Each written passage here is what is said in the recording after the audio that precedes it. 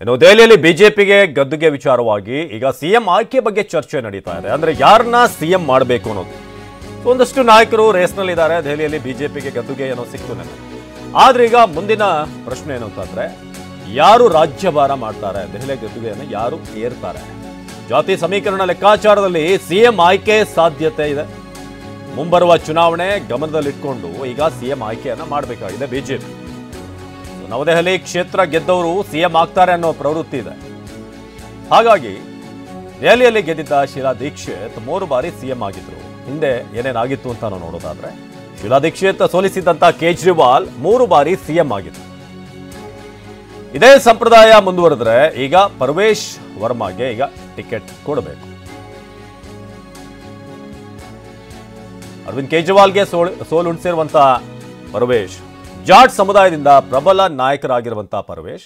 ಹಾಗಾಗಿ ಅವ್ರಿಗೆ ಏನಾದರೂ ಪಟ್ಟ ನೀಡಲಾಗುತ್ತೆ. ಹಿಂದಿನ ಸಂಪ್ರದಾಯ ಹಾಗೆ ನಾವು 6 ಬಾರಿ ನೋಡಿದ್ದೀವಿ ಶೀಲಾ ದೀಕ್ಷಿತ್, ಅದಾದ ನಂತರ ಅರವಿಂದ್ ಕೇಜ್ರಿವಾಲ್. ಸೊ ಇವರಿಬ್ಬರು ಕೂಡ ಈಗ ನಾವು ಗಮನಿಸ್ತಿರೋ ಹಾಗೆ ಸಿಎಂ ಪಟ್ಟವನ್ನು ಅಲಂಕರಿಸಿದಂಥವ್ರು.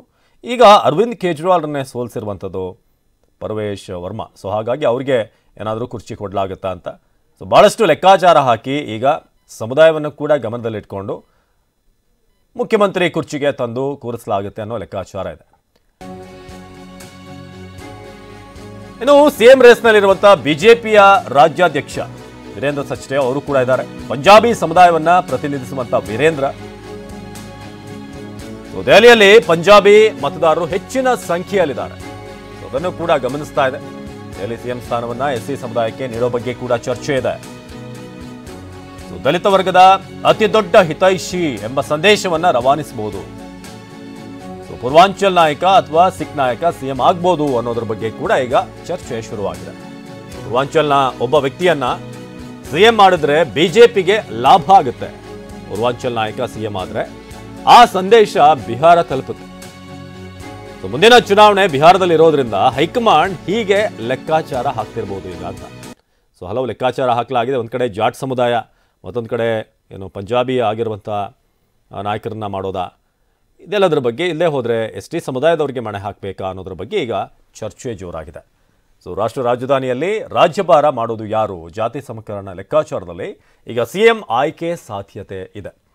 ಸೊ ಮುಂಬರುವ ಚುನಾವಣೆಯನ್ನು ಗಮನದಲ್ಲಿಟ್ಕೊಂಡು ಈಗ ಸಿಎಂ ಆಯ್ಕೆ ಒಂದು ಪ್ರಚಂಡ ಗೆಲುವನ್ನು ನಿನ್ನೆ ಸಾಧಿಸ್ತು. ಆಮ್ ಆದ್ಮಿ ಪಾರ್ಟಿ ಹಿಂದೆ ಏನು ಕಂಪ್ಲೀಟ್ ಕ್ಲೀನ್ ಸ್ವೀಪ್ ಥರ ಅವರು ಗೆದ್ದಿದ್ರು. ಆದರೆ ಈ ಬಾರಿ ಮತದಾರ ಒಂದು ದೊಡ್ಡ ಹೊಡೆತವನ್ನು ಕೊಟ್ಟಿದ್ದಾನೆ. ಬಿಜೆಪಿ ಪಕ್ಷದ ಮೇಲೆ ವಿಶ್ವಾಸ ಇಟ್ಟಿದ್ದಾನೆ. ನಮ್ಮ ದೆಹಲಿಯ ಪ್ರತಿನಿಧಿ ಹರೀಶ್ ಈ ಬಗ್ಗೆ ಹೆಚ್ಚಿನ ಮಾಹಿತಿಯನ್ನು ನೀಡ್ತಾರೆ. ಹರೀಶ್, ಬಿಜೆಪಿ ಪಕ್ಷದ ಗೇಮ್ ಪ್ಲಾನ್ ಹೇಗಿರುತ್ತೆ ಅಂತಂದ್ರೆ, ಒಂದು ಎಲೆಕ್ಷನ್ ಮುಗಿತಿದ್ದ ಹಾಗೇನೆ ಅವ್ರು ಅಲ್ಲಿಗೆ ಏನು ರಿಲ್ಯಾಕ್ಸ್ ಆಗಲ್ಲ. ಇನ್ನೊಂದು ಎಲೆಕ್ಷನ್ಗೆ ಅಲ್ಲಿಂದನೇ ಸ್ಟಾರ್ಟ್ ಮಾಡ್ತಾರೆ ತಯಾರಿ. ಹಾಗಾಗಿ ಇಲ್ಲೂ ಕೂಡ ಈ ಸಿಎಂ ಆಯ್ಕೆ ಲೆಕ್ಕಾಚಾರದಲ್ಲೂ ಕೂಡ ಇದೇನಾದರೂ ನಡೀತಾ ಇದೆಯಾ, ಅಥವಾ ಈ ಹಳೆ ಸಂಪ್ರದಾಯ ಏನು ನಡೆಯುತ್ತೆ ನವದೆಹಲಿಯಲ್ಲಿ ಯಾರು ಗೆಲ್ತಾರೆ ಸೊ ಅವರಿಗೆ ಮಣೆ ಹಾಕುವಂಥದ್ದನ್ನು ಮುಂದುವರಿಸ್ತಾರೆ? ಸದ್ಯಕ್ಕೆ ಯಾರು ಪ್ರಮುಖರು ಈಗ ಟಾಪಲ್ಲಿದ್ದಾರೆ ಈ ಒಂದು ಸಿಎಂ ರೇಸ್ನಲ್ಲಿ ಅಂತ? ಹೌದು ಅವಿನಾಶ್, ದೆಹಲಿ ವಿಧಾನಸಭಾ ಚುನಾವಣೆಯಲ್ಲಿ ಬಿಜೆಪಿ ಐತಿಹಾಸಿಕ ಗೆಲುವನ್ನ ಸಾಧಿಸಿದೆ. 27 ವರ್ಷಗಳ ಬಳಿಕ ದೆಹಲಿಯ ಗದ್ದಿಗೆಯನ್ನು ಏರ್ಲಿಕ್ಕೆ ಎಲ್ಲ ರೀತಿಯಾದಂತಹ ಸಿದ್ಧತೆಯನ್ನ ಬಿಜೆಪಿ ಮಾಡಿಕೊಂಡಿದೆ. ಈಗ ಐತಿಹಾಸಿಕ ಗೆಲುವು ಸಾಧಿಸತಕ್ಕಂಥ ಬಿಜೆಪಿಯಲ್ಲಿ ಯಾರು ಮುಖ್ಯಮಂತ್ರಿ ಆಗ್ತಾರೆ ಅನ್ನುವಂತಹ ಚರ್ಚೆ ಈಗ ಶುರುವಾಗಿರುವಂತಹದ್ದು. ಮತ್ತೆ ಹೈಕಮಾಂಡ್ ತನ್ನದೇ ಆದ ಲೆಕ್ಕಾಚಾರದಲ್ಲಿ ಕೂಡ ಈಗ ಮಾಡ್ತಾ ಇರುವಂತಹದ್ದು. ಮುಖ್ಯವಾಗಿ ಯಾರು ಆಗ್ತಾರೆ ದೆಹಲಿ ಮುಖ್ಯಮಂತ್ರಿ ಅನ್ನುವಂಥದ್ದನ್ನ ನೋಡ್ತಾ ಹೋಗೋದಾದ್ರೆ ಪ್ರಮುಖ ಹೆಸರುಗಳಿರುವಂತಹದ್ದು. ಈಗ ಪರ್ವೇಶ್ ವರ್ಮಾ ಅವರು ನವದೆಹಲಿ ಕ್ಷೇತ್ರದಿಂದ ಗೆದ್ದಿದ್ದಾರೆ.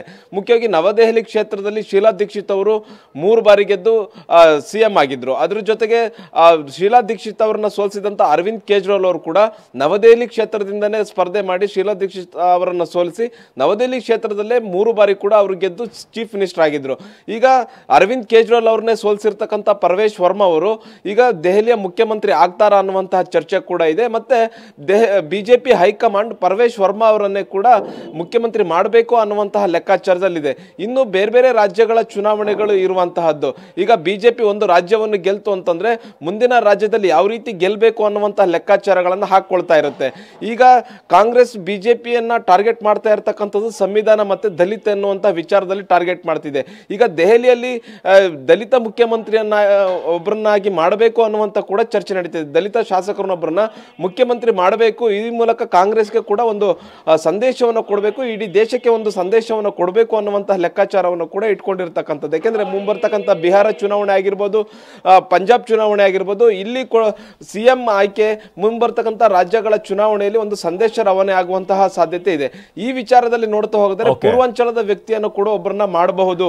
ಪೂರ್ವಾಂಚಲದ ವ್ಯಕ್ತಿ ದೆಹಲಿಯಲ್ಲಿ ವಾಸ ಮಾಡ್ತಿರ್ತಕ್ಕಂತಹ ಶಾಸಕರೊಬ್ಬರನ್ನ ಮುಖ್ಯಮಂತ್ರಿಯನ್ನಾಗಿ ಆಯ್ಕೆ ಮಾಡುವಂತಹ ಸಾಧ್ಯತೆ ಕೂಡ ಇರುತ್ತೆ. ಯಾಕಂತಂದ್ರೆ ಬಿಹಾರದ ಚುನಾವಣೆ ಬಹಳಷ್ಟು ಮುಖ್ಯ ಇರುತ್ತೆ. ಮುಂಬರುವಂತಹ ಬಿಹಾರ ಚುನಾವಣೆಯಲ್ಲಿ ಈ ಮೂಲಕ ದೆಹಲಿಯ ಸಿಎಂ ಆಯ್ಕೆ ಮೂಲಕ ಸಂದೇಶವನ್ನು ಕೊಡಬೇಕು ಅನ್ನುವಂತಹ ಚರ್ಚೆ ನಡೀತಾ ಇರತಕ್ಕಂಥದ್ದು. ಒಟ್ಟಾರೆ ಇವತ್ತು ಅಥವಾ ನಾಳೆ ಒಳಗೆ ಬಿಜೆಪಿಯ ದೆಹಲಿ ಮುಖ್ಯಮಂತ್ರಿ ಯಾರಾಗ್ತಾರೆ ಅನ್ನುವಂಥದ್ದು ಸ್ಪಷ್ಟವಾಗಿ ಗೊತ್ತಾಗುತ್ತೆ. ಅವಿನಾಶ್, ಧನ್ಯವಾದ ಹರೀಶ್.